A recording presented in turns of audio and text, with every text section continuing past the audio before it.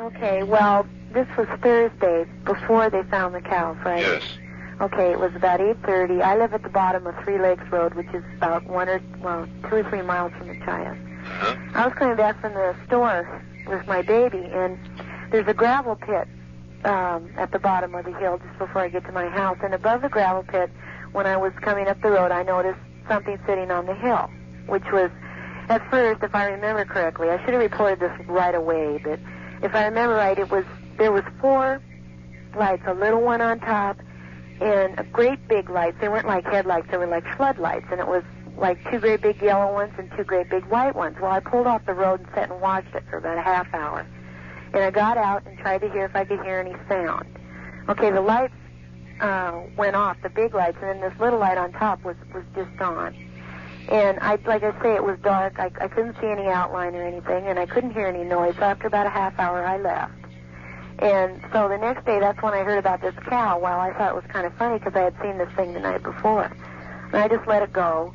And then now they come out in the paper with this thing about it. And so I thought, as far as I know, there's no roads up in there above that gravel pit, because I thought it might be a 4-wheel drive truck.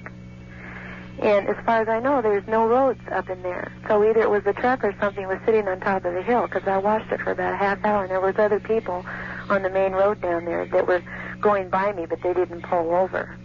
So I thought maybe if somebody could go out, and look at the area and check and see if it's, if there's any markings or anything there. Okay. It might help you. Then all you saw was the lights then, right? Yeah, lights, and that's it.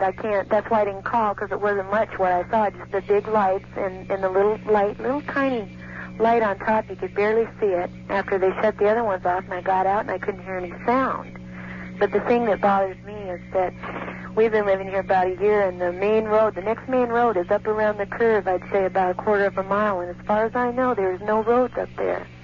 So, it would either have to been a 4-wheel drive truck or something else, but it's set right on the hill above this gravel pit down here. Uh-huh. And like I said, as far as I know, there's no roads up there. Okay, now, what color were those lights? There was 2 great big yellow ones and 2 great big white ones. And okay. My memory is getting a little bit, I try to remember it because I thought if I told somebody about it later, I should try to remember everything. And I sat there, I thought maybe it was a truck. I flashed my lights off and on and stuff like that, and they didn't do anything. But there was a little tiny light on top. I couldn't tell you the color of it. It was probably white because it was real dim. I could hardly see it, and it was like it was going around and around. But it was so dim I could hardly see it. But I got out, there was no sound, then it was dark, there was no outline, I couldn't see anything, just these lights. Right.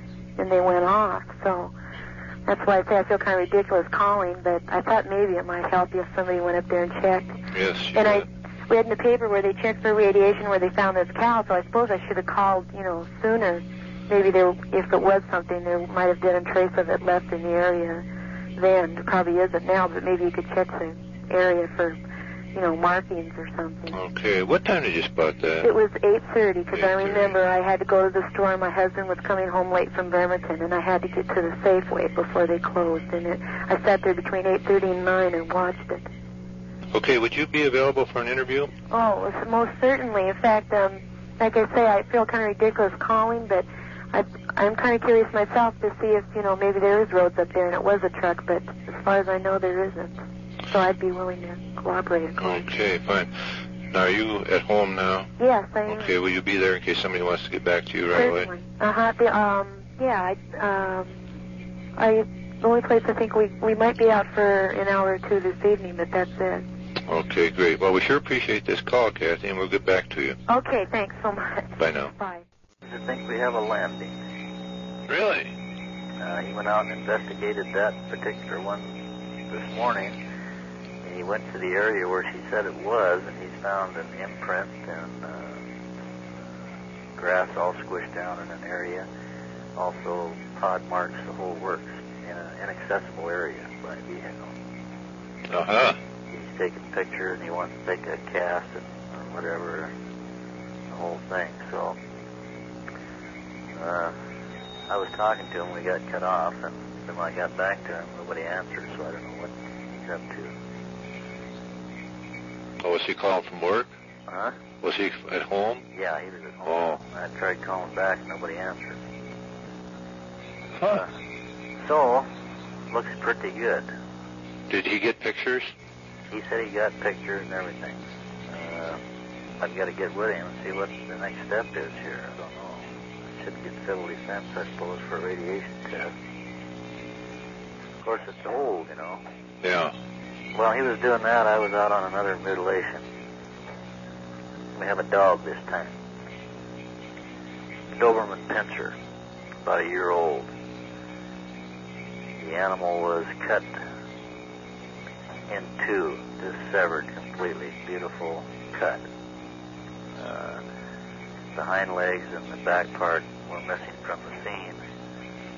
The chest cavity was cut open and left clean. The intestines were stacked in a little pile a few feet from the carcass. The heart, liver, and lungs were missing from the scene. I'll be dead. Okay, this was observed, a vehicle going by a residence with the Doberman walking alongside on a leash. They were going about 2, 3, 4 miles an hour. They went up the road. They came back down the road. They didn't have the dog. They were only up there 15 minutes, if that long. So they did all this in 15 minutes. No license number. Just the description of the vehicle, and there was 2 people in it, and no description on them. Huh? Were they male or female in the car? She don't know. Oh. The driver, she noted that he had big hands and were on the steering wheel. One of them, the other one was apparently holding on to the leash. The one on the passenger side was very small. That occurred the 18th of March.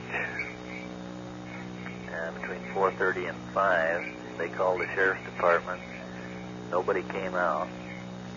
They waited a few days, and they buried the dog. I talked to the farmer this morning, and he said it was really something, just cleaner than a whistle. No blood around the animal or underneath it or in the area at all. They feel it was the same dog that was running next to the car? Right, because the car came back down past their house again 15 minutes later, and there was no dog. That's what got them suspicious, and she called the neighbor boy over to go up there and look, see what had happened to the dog. And he come running back saying it's been all cut up. And when her husband got home a little while later, they walked up and looked at it. This happened right on the road. God. Just off to the side. She does not recall any other car passing between that time. They're up in the country there. Actually, they're not in the country. They're about 1 mile up from the UFO landing site on the same road, and about 2 miles down the Pilchuck River from the mutilation, cattle mutilation. All in this general area. And I just wanted to bring you up to date, and I don't know what exactly to do on this landing thing. If that's exactly what it is. Beaton says there's no doubt about it. Well, if you get a hold of him, you're going to be home this evening? Yeah. Okay, I'll get back to you later and see if you get a hold of him, see if we can arrange another get-together with all of us to go back up there. Okay. Because I'd like to get all the pictures, and I'd like to... Did he get any measurements? He said he didn't have a ruler with him. I don't understand why, but he didn't. I had everything we needed, in my stuff, and I was only up the street a ways. But, however, when I got through with the mutilation and went looking for him, I couldn't locate him, so he apparently came back before I did. So I had to wait till I got home and then call him, and that's what he was telling me about it. Okay, we should get some soil samples, too. Yeah, right, everything. Okay, I'll check back with you later and see if he's called you or you got a hold of him. Okay, I'll keep trying here. Okay, Jerry. Bye. Hey, I went out on a sighting this morning, and I went up on the hill. I taped an interview with her, a basic one for 20 minutes, because I was wondering about the whole thing. But then we went out on the road to see where she had looked up the hill to see the lights. There was 2 yellow lights, large, 2 white lights, also large, lower than the yellow lights, and on the outside of the yellow lights, lower. And then there was a dim white revolving light above them. And went to the location she saw it at. Then we went up on the hill where it had been, and she kept steering me off to the side and saying no, it was further over, so I kept going further over. And on the edge of the hill, way back from the beaten path, they do have look like parties and stuff up on the hill on a Friday, Saturday night. But quite a few yards away from there, I found a square depression about 18 by 18. I didn't have my ruler, so I couldn't measure it. But I found a square depression about 5 inches deep, 18 by 18. The stuff that was in it, the grass, was pushed down. On 2 top corners, I found very distinct, slightly angled holes, about 4 by 4, about 5 inches deep. One of them especially was very clear. And it had a cleat in the middle of the bottom of the hole, running across the square hole. And there's evidence of one other hole, and I couldn't find a 4th one at the other corner. But I didn't disturb the area too much either. It was 2 inches from a drop down to the bottom of the hill. So we have a depression plus holes. Okay, now, you were talking to Jerry about that this morning. Yeah, I just talked to him about it too. Okay. Getting pretty late today. I wonder if we could get back up there tomorrow. Yeah, we were both asking if you'd care to come up, if you would. We'd like to go up there very early in the morning, because both of us have got things we'd like to do in the afternoon, which I know I have to do, otherwise my wife will kill me. Okay, you name the time. Yeah, I'd like you to look at it. You've got more experience than I do on those.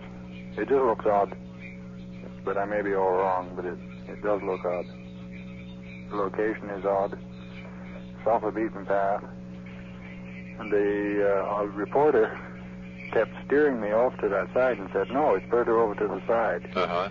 And so I kept going further over, and that's what I found. Does she feel that that's just about where it was? Right. Okay. Yes, I walked off into the area, and she said it's around there, so I looked around, and it's right in front of me, right at the edge. And it's a small area. The weeds, bushes, brambles, everything around have not been disturbed. So I know that, and plus it's too steep for a truck to go down there. Plus it's right on the edge of the drop. And just in this area. In the depression itself, the stuff was flattened. And the 2 distinct holes, well, 3 distinct holes, one of them especially is very distinct, especially with that cleat in the middle of it, down at the bottom of the hole. Yeah. Okay. Yeah, in the depression, there's an animal hole, a gopher or something like that. I put my hand down there, it almost bit me. But I think it's coincidental. It doesn't look like it's an animal square. I don't know how an animal could dig out a square hole, slab-sided, with slightly curved at the bottom of the hole. Something was sitting in there. And I suppose it would take quite a bit of weight to make that kind of an impression. Yeah, well, the soil is a little loose. It'd take more weight than I have to go that far down. Yeah. But the soil is moist and not muddy because it hasn't really been disturbed in the area, but I'm not talking, well, I can probably calculate it, but I'll have to get more information. Okay. Okay, then we'll meet at Jerry's at 8 in the morning. Okay. And you're going to phone him and let him know? Right now. Very good, thank you. You're welcome. See you then. Bye-bye. Bye.